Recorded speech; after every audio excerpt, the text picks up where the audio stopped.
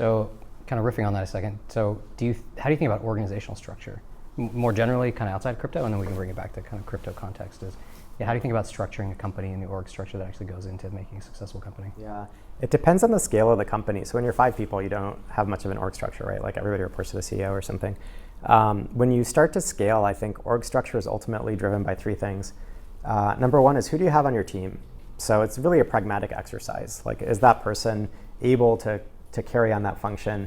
And if you have a big gap, who can fill that gap, right? So it's a very pragmatic thing. And so, for example, at Twitter, Alex McGilvory, who was the general counsel, at different times owned M&A. He owned customer support.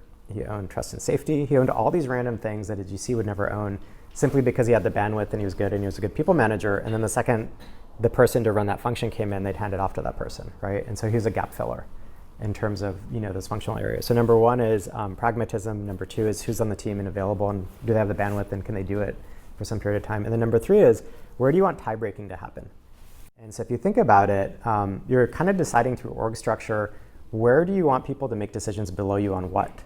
And so if product and engineering report into the same person, a lot of those disputes will get resolved by the person that both of those things report into. If it reports into you as CEO, you're the one who has to sort of mediate, right? And so I view corporate hierarchies in part as a reflection of where you want decision making to lie in the organization.